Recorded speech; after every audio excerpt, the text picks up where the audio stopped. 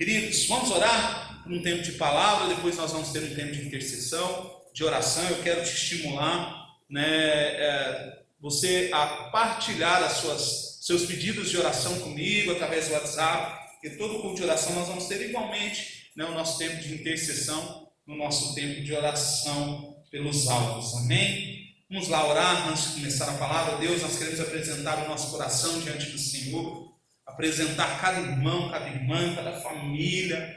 Deus, nessa hora nós queremos pedir que a Tua voz ecoe daqui, de onde nós estamos, por meio da Tua palavra, a cada casa, a cada lar, a cada local agora, onde tem um crente reunido, onde tem um cristão, onde tem um irmão, uma irmã nos ouvindo, ele possa verdadeiramente ser alcançado pelo poder da Tua palavra e o mover do Teu Espírito. Tudo aquilo que é contrário à Tua palavra, caia por terra, no nome de Jesus. Amém e amém. Glória a Deus, querido.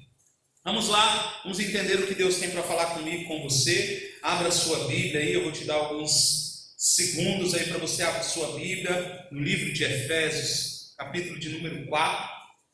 Creio que a gente passou por esse texto no domingo, no último domingo, onde nós estávamos reunidos aqui na igreja. E eu quero, a partir daquilo que foi ministrado ao meu e ao seu coração no domingo passado, partilhar algo que possa nos alimentar nesse culto de oração. Amém? Efésios capítulo de número 4, nós vamos ler do versículo 1 ao 6. E a palavra de Deus diz assim: rogo-vos, pois, eu, o prisioneiro no Senhor, que andeis de modo digno da vocação a que fostes chamados, com toda humildade e mansidão, com longanimidade, suportando-vos uns aos outros em amor, esforçando-vos diligentemente por preservar a unidade do Espírito no vínculo da paz. Há somente um corpo e um Espírito, como também foste chamados numa só esperança da vossa vocação. Há um só Senhor, uma só fé, um só batismo, um só Deus e Pai de todos, o qual é sobre todos, age por meio de todos e está em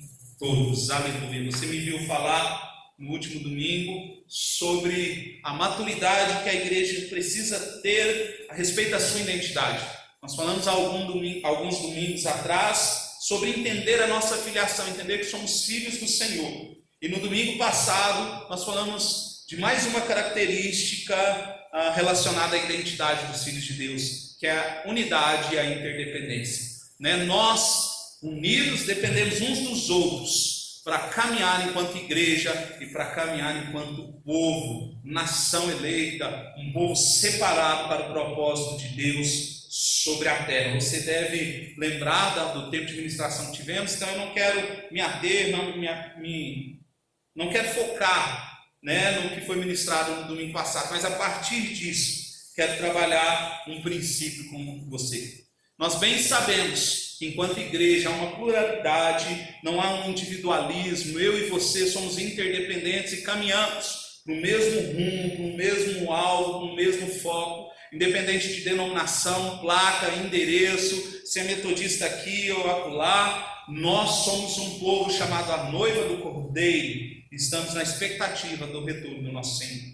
Mas até lá, as diversidades da vida, as lutas, os problemas, as circunstâncias comuns à vida de todos, ela acontece. Não é à toa que eu e você estamos vivendo esse tempo de preocupação, de turbulência, que outros estão vivendo a milhares de quilômetros daqui. Eu comentando com alguns irmãos, um negocinho chamado vírus, nós nem conseguimos ver a olho nu. Temos, por crença que existe, por alguns estudiosos declarar a sua existência, tá? Então acreditamos que a ciência comprova a existência do denominado vírus, e esse negocinho está promovendo um caos todo sobre o mundo inteiro e sobre toda a humanidade. Mas eu quero destacar parte do texto que nós lemos. O último versículo diz assim, lá em Efésios 4. Um só Deus, versículo de número 6, um só Deus e Pai de todos, o qual é sobre todos, age por meio de todos. Querido, nós estamos num tempo de reunião de oração e eu creio que a unidade, ela gera um mover dos céus sobre nós, sobre a sua igreja e sobre a nação. Você conhece o texto que eu vou pedir para você abrir agora? Está em 2 Crônicas, capítulo de número 7. Nós vamos ler esse texto, te dar alguns segundos para que você possa abrir. Nós entendemos ali a pluralidade no texto que acabamos de ler em Efésios, onde diz que Deus age por meio de todos, na unidade, no mesmo Espírito, sendo corpo de Cristo. O nosso mover em unidade pode gerar efeitos. 2 Crônicas, capítulo de número 7, nós vamos ler a partir do versículo de número 11, diz assim a palavra de Deus: Assim Salomão acabou a casa do Senhor e a casa do rei. Tudo quanto Salomão intentou fazer na casa do Senhor e na sua casa, prosperamente o efetuou. De noite apareceu o Senhor a Salomão e lhe disse: Ouvi a tua oração e escolhi para mim este lugar, para a casa de sacrifício. Se eu cerrar os céus, de modo que não haja chuva, ou se ordenar aos gafanhotos que consumam a terra, ou se enviar a peste entre o meu povo, se o meu povo, que se chama pelo meu nome, se humilhar, e orar, e buscar, e se converter dos seus maus caminhos, então eu ouvirei dos céus, perdoarei os seus pecados e sararei a sua terra. Aleluia. Querido, eu não quero aqui trabalhar o contexto histórico do texto, do que o texto foi escrito, mas nós bem sabemos que a palavra de Deus é atemporal e nós podemos aprender, mesmo diante do contexto histórico que contém aqui, de um povo que precisava de uma palavra diante do Senhor. Essa mesma palavra é válida para mim e para você nesses dias. Mas o texto está dizendo que quando o povo clama, e aí eu quero tratar do povo, Deus ouve e age a ponto de alcançar a extensão da terra. Deus está falando assim: se eu enviar peste, eu não quero dizer aqui que o coronavírus é algo enviado como juízo ou castigo de Deus, não quero me colocar neste ambiente de discussão, mas o que eu quero tratar aqui é que Deus é resposta para toda e qualquer circunstância.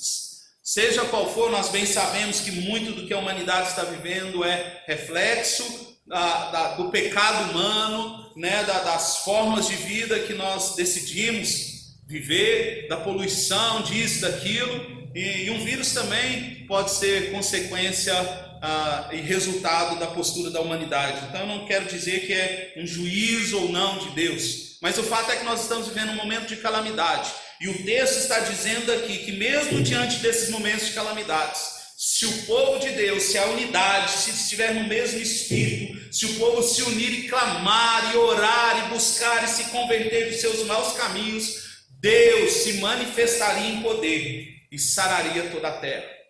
Eu creio, querido, que na unidade, na comunhão, no caminhar da mesma visão, eu creio que o que Deus está falando aqui é que se eu e você se unirem em clamor, Deus é respostas sobre esse desafio que toda a humanidade está vivendo. Nós bem sabemos que nem todos na face da terra estão dispostos a clamar a Deus diante dessas circunstâncias. Alguns estão clamando a própria ciência para encontrar a resposta para esse coronavírus e para tantos outros que já surgiram e vão surgir. Essa é a caminhada da humanidade. Nós vamos passar por essas circunstâncias a nível mundial em todo o tempo. Mas eu creio que a palavra de Deus nos posiciona num lugar de proteção quando nós nos unimos em oração.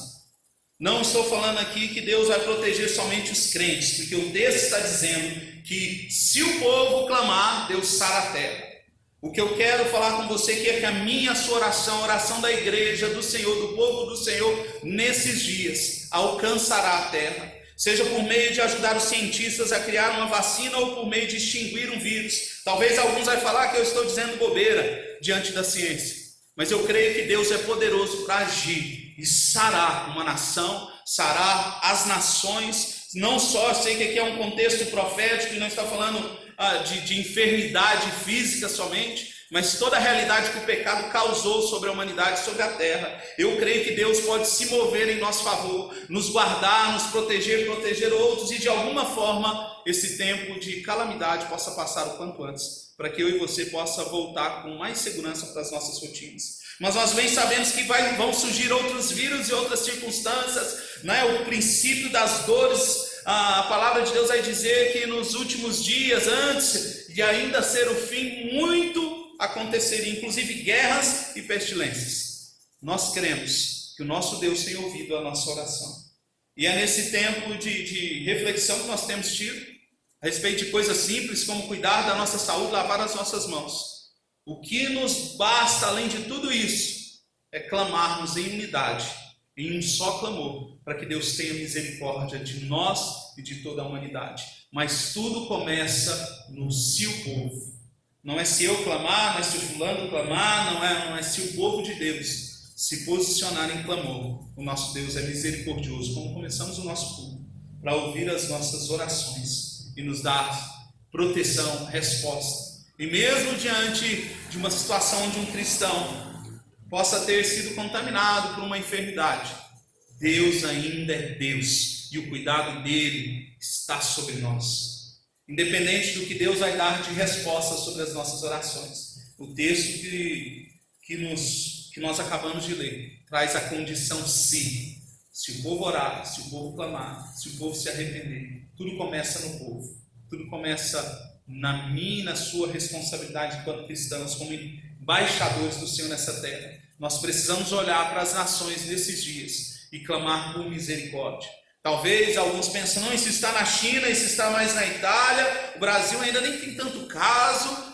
Querido, independente de onde esteja, onde tenha começado, onde vá terminar, a nossa função profética é olhar para a terra, é olhar para o Senhor, né? Enquanto homens e mulheres de visão social, olhar para toda a humanidade e como sacerdotes do Senhor, olharmos na condição profética, mas nos voltarmos enquanto sacerdotes do reino,